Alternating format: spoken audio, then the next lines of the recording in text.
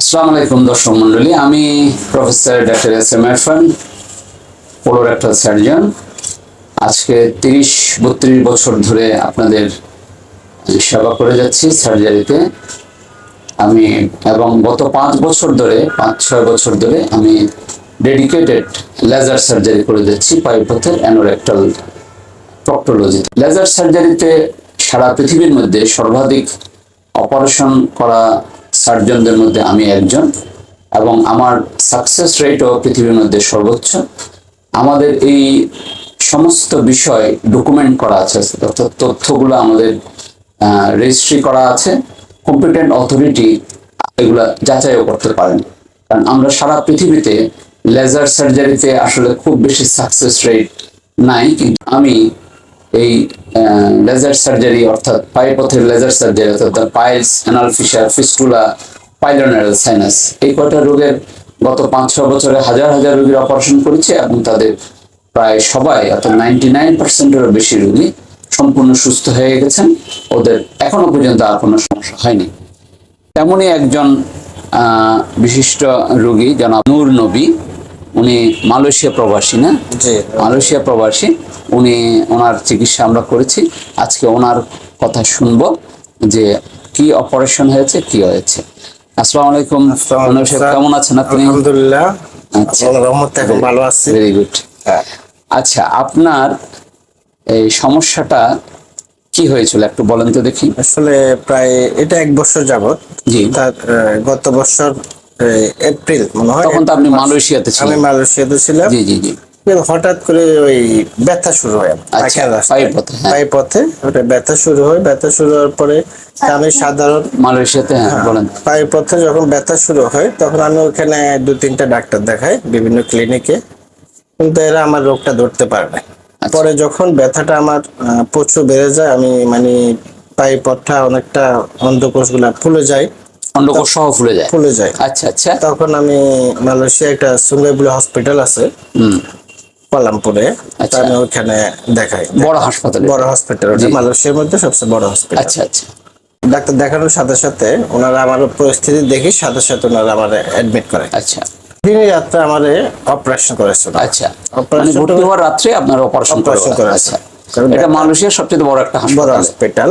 তো যারা হয়তো এই ভিডিও গুলো দেখতেছে, তারা যারা মালয়েশিয়া থাকে হয়তো তারা চিনবে। জি জি জি। আচ্ছা, কি নাম বললেন? Sungai blue hospital. আচ্ছা। দিনে রাত্রে আমার অপারেশন করলো।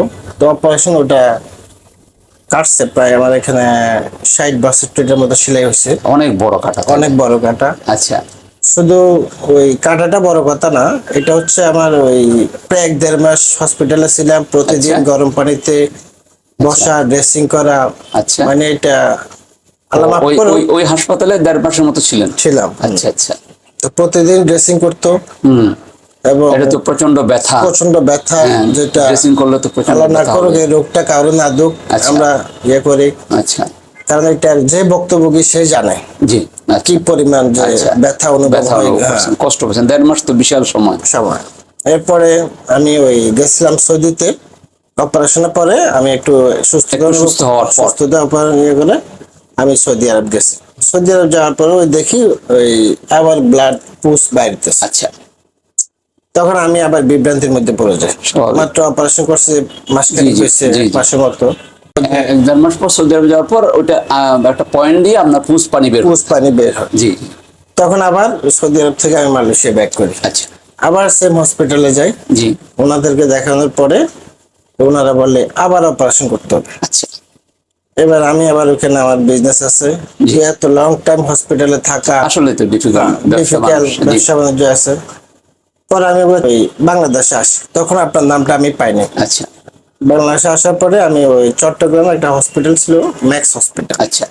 ওখানে একটা ডাক্তার দেখাচ্ছেন, নাম হচ্ছে শিব শঙ্কর। আচ্ছা আচ্ছা। হ্যাঁ, একজন সিনিয়র ডক্টর শিব শঙ্কর সাথে দেখাই। দেখানোর পরে উনি আমার দেখে বিভিন্ন report, blood test, urine test, অনেকগুলো টেস্ট করলো, এক্সরে রিপোর্ট সব দেখে উনি আমাদের ওই ফাইলের উপরে লিখে দিল নো গ্যারান্টি। আচ্ছা। এবং আগের মতো সেম অপারেশন করতেছে। আচ্ছা, মানে কেটে অপারেশন করবেন, কিন্তু কোনো নিশ্চয়তা নেই। পরে আমি আবার বিভ্রান্তির মধ্যে পড়ে যাই। এর ফাঁকে আমি আবার প্ল্যানিং করছি যে আমি চেন্নাই যাব। আচ্ছা। ইন্ডিয়া। জি। পরে আমার একটা কাজের জরুরি দরকার ছিল, আমি আবার মালয়েশিয়াতে চলে যাই। ওখানে যাওয়ার পরে আমার এক ওয়ার্কার, আচ্ছা সে আপনাকে চিনে, আচ্ছা সে মনে হয় আগে এখানে করা ছিল, বললো বস আপনি, আপনাকে একটা ডাক্তারের ঠিকানা দিই হুম ঢাকাতে, হুম আপনি ওনাকে দেখান। আচ্ছা তা আমি বললো দেখো আমি মালয়েশিয়া দেখাইছি, বিভিন্ন ডাক্তার এসে, তুমি আবার কোন ডাক্তার দেখাইতেছো, মনে হয় কিনা। বললো আপনি যান, আমার বাড়ির পাশে ওর ভাই সম্ভবত আচ্ছা আপনার কাছে চিকিৎসা নিয়েছে। আচ্ছা আচ্ছা বললো ওনার ইউটিউবে ভিডিও আছে, আপনি দেখতে পারেন। আচ্ছা পরে ওই আপনার নামটা দিয়ে আমি ইউটিউবে চার্জ করে তো বিভিন্ন ভিডিও দেখি। তখন আমার ভিডিও দেখার পরে অনেকটা আমার কনফিডেন্স আসে। এরপরে আমি আবার বাংলাদেশে আসি। আচ্ছা তো ফেব্রুয়ারি 19 তারিখে 2024-এ 19 তারিখে আমি বাংলাদেশে আসি। এয়ারপোর্ট থেকে ডাইরেক্ট সরাসরি আমি এখানে এখানে আসি। আসছিলেন, আচ্ছা হ্যাঁ এখানে আসি, জি আসার পরে আপনাকে দেখেন তো আপনি, সত্যি কথা বলতে আপনি অনেক এক্সপিরিয়েন্স, দেখা মাত্র আপনি বলে ফেললেন যে এটা একটা জটিল পিস্তল। পরে দিয়ে ওই দিনে আপনি বললেন অপারেশন করতে, তো 20 তারিখে অপারেশনটা করেন আপনি। আচ্ছা যাই হোক, আমি আবার দেখি আপনি আমাকে দেখিয়েছেন 20 ফেব্রুয়ারি, এখানে দেখা যাচ্ছে। ওদিনও আচ্ছা আপনার যেটা ছিল এটা একটা জটিল ফিস্টুলা, মানে আপনার ফিস্টুলাটা এখানে ছবিতে আমি ছবি এঁকেছি। এই আপনার পায়ুপথ থেকে শুরু করে এটা একদম স্ক্রোটাম পার হয়ে আপনার উপর যে দিয়ে চলে যায়। প্রস্রাবের যে নালীটা আছে, ওই নালীর একদম পেনিসের প্রান্ত পর্যন্ত চলে গিয়েছিল, অনেক লম্বা একটা ফিস্টুলা। হ্যাঁ। মাঝখানে একটা ছিদ্র ছিল যেটা দিয়ে পুঁজ বের হতো। কুচবিহারিতে। এটা প্রায় আপনার ধরেন 5-6 সেন্টিমিটার লম্বা, অনেক লম্বা একটা ফিস্টুলা। স্বাভাবিকভাবে মানে একেবারে প্রস্রাবের নালী পর্যন্ত ইনভলভ করা একটা ফিস্টুলা। স্বাভাবিকভাবে এটা যে পদ্ধতিতে প্রচলিত পদ্ধতি, অর্থাৎ কেটে ভালো করা, এটা বলতে গেলে অসম্ভব। Right. কারণ মালয়েশিয়ার মতো বড় ভালো জায়গায় যেটা আপনার একটা সাকসেস হয় না, অন্য জায়গাতেও সাকসেস হওয়া রিয়েলি ডিফিকাল্ট। তো আমরা তো সেভাবে করি না, আমরা লেজার দিয়ে করি। লেজার দিয়ে করছি। তো লেজার দিয়ে আপনার অপারেশন করলাম 20 তারিখ। রাইট। আচ্ছা আমরা কি কাটাছিড়া করেছি কিছু আপনার? না, আপনার কাটাছিঁড়া এখানে কোনো করিনি। কাটা? আপনার কি কয় মাস ড্রেসিং করতে হয়েছে আমার এখানে? একদিনও করেন? একদিনও ড্রেসিং করতে হয় না। একদিনও হয় আচ্ছা না। আপনার কোনো ড্রেসিং করতে হয়নি, আপনার অপারেশন করছেন যেরকম ছিল ওই জায়গায় ওরকমই ছিল, কোনো কাটা সেলাই কোনো কিছু আপনি কিছু পান করা নাই। লাগে না। কিছু পারেন নাই, শুধু আপনি ওষুধপত্র খেয়েছেন আর কিছু মলম টলম দিয়েছে, এগুলো দিয়েছেন। ব্যবহার দিয়ে করছি, হ্যাঁ। দেওয়ার পর আস্তে আস্তে কি হলো, দেখলেন যে এটা আস্তে আস্তে শুকিয়ে গিয়েছে, শুকিয়ে গেছে এখন। আস্তে আস্তে শুকিয়ে গেছে। তো এখন আপনি আজকে আসছেন, আজকে হচ্ছে এপ্রিলের 25 তারিখ। আপনি কি পুরো সুস্থ তো নাকি?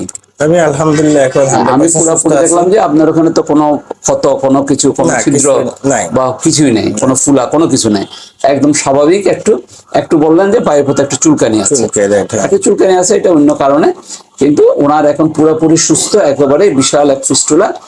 এবং ওনার কোনো রকম ড্রেসিং, যেটা মালয়েশিয়ার মতো জায়গায় 1.5 মাস ড্রেসিং করেছেন, ভালো হন না। এখানে কোনো ড্রেসিং বা কোনো সেলাই কথা, গরম পানিতে বসা, কিচ্ছু করতে হয় না ওনাকে। উনি পুরোপুরি ভালো হয়ে গেছেন।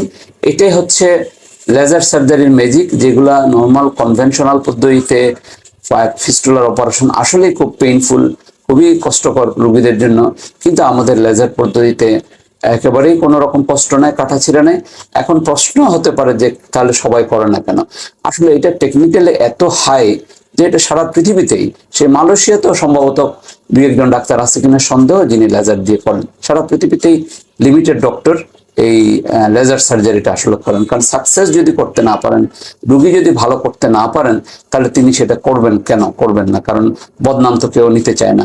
ব্যথা মুক্ত, কাটাছিড়া ছাড়া, তারপর হচ্ছে কোনো ড্রেসিং বা কোনো গরম পানিতে বসা, এগুলো ছাড়াই আমার এখানে এরকম জটিল ফিস্টুলাগুলো, যেগুলা বিভিন্ন দেশে, সিঙ্গাপুর, মালয়েশিয়া, ইংল্যান্ড, আমেরিকা, ইন্ডিয়াতে ফেল করেছে, বাংলাদেশে তো আছেই, আমার এখানে ভালো হয়েছে। এটাই আমার ক্রেডিট যে আমি এই রুগীদের কষ্টটা লাঘব করতে পারছি এবং কোনো রকম ফার্দার কষ্ট না দিয়ে। এটা হচ্ছে বড় জিনিস, যে অনেকে ভালো করছেন কিন্তু অনেক রুগী কষ্ট পেয়ে তারপর ভালো হচ্ছে, কিন্তু আমার এখানে কোনো রকম কষ্ট নেই, কোনো ক্ষত সেলাই এগুলো কিছু নেই, লেজার দিয়ে পুরোপুরি ভালো হয়ে যাচ্ছেন। এবং নূর নবী সাহেব, আপনি যে এত জটিল ফিস্টুলা থেকে ভালো হয়েছেন, এটাও আমাদের জন্য খুবই আনন্দের একটা বিষয়। আপনাকে অনেক ধন্যবাদ। আপনাকে অনেক ধন্যবাদ, জি। কারণ আমি অনেক কষ্ট করছি, জি সত্যি কথা। জি বিভিন্ন দেশে গেছি, বিভিন্ন ঝামেলা পড়ছি, হসপিটালে ছিলাম। তো তো আপনার উসিলাই আল্লাহ ভালো করার মালিক। জি। যাক আলহামদুলিল্লাহ আমি এখন সুস্থ। স্বাভাবিক আপনার মতো সারা বাংলাদেশ এবং পৃথিবীতে যারা আছেন বিদেশে প্রবাসী বা অন্য, তারা যদি আমাদের এখানে আসেন ইনশাল্লাহ একই রকম সার্ভিস পাবেন। ধন্যবাদ অন্য বিষয়ে আপনাকে, ধন্যবাদ দর্শক আপনাদের সবাইকে। Thank you so much.